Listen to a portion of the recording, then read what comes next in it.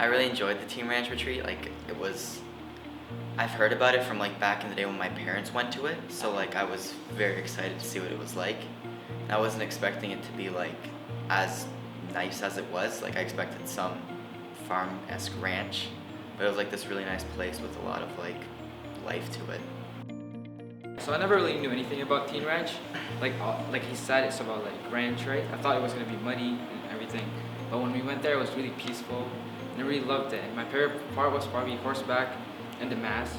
It was very peaceful, because I've never attended a mass where it's outside.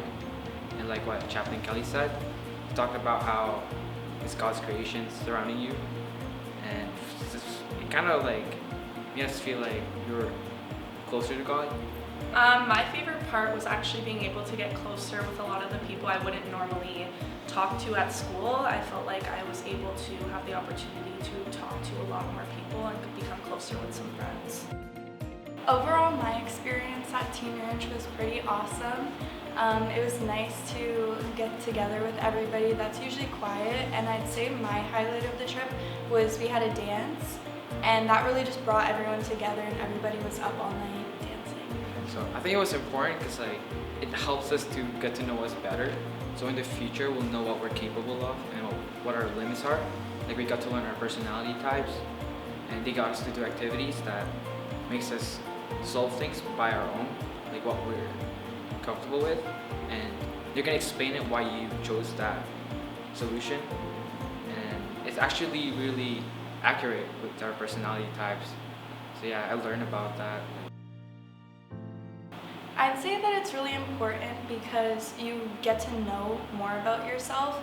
I know that I always thought that I was very introverted, but the trip taught me that I can be an extrovert, and I just learned a lot about myself. I think to me it kind of means family and togetherness, because I feel especially over the pandemic, there hasn't been a lot of that. Everyone's been pretty alone. It's over this past year where I've got to see all my friends and spend time with them again. I feel with the community of faith, it's just been nice to see them here and reconnect with them after so many years of just being by myself. Yeah, it's the same thing. Community faith to me is being able to reconnect with people after 2 years of being isolated from everyone, and it really teaches you how we took things for granted. We spend time alone, isolating yourself from your family, but then the pandemic taught you how to appreciate the time you have with them, and then after that, appreciate the time you have with your friends. That's what community faith is to me.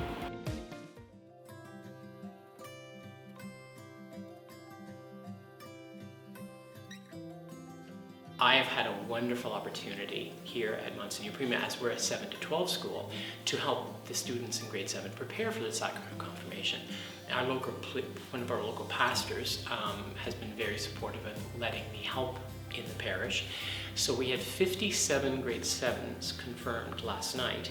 We will have 24 students from St. Thomas Aquinas, which is one of our elementary schools that has a French immersion program, so the grade 7s stay there. And students from the public system and from other Catholic schools will be confirmed tonight. So over 2 days, there's almost 80 young people that are being received fully into the church. In that journey, 16 of those children that were confirmed last night were recently baptized. So their families are not Roman Catholic for the most part. They all wish to become members of the church. They approached Father Keith to be received into the church, and they were baptized and received their first communion and first reconciliation and confirmation last night. So it was a very special occasion, especially for many of these families who came out to support their children's choice. A community faith means meeting others where they are. There are so many good answers to that question, and many of them sound poetic and dramatic, but I think the reality is, if my mom and dad are not Christians and I want to be, can you help me? You find them where they are. If I am going home to a troubled life, find me where I am. If I am struggling with depression and anxiety, work with me for where I am and what I can participate in. Finding people where they are is how you build community. You don't build community by gathering them together for a wonderful photo op. It is when you're in the hallway and they're seated in a corner by a pillar and they look like they want to be hidden from the world, and you go and you engage with them. That is the definition of Christian community.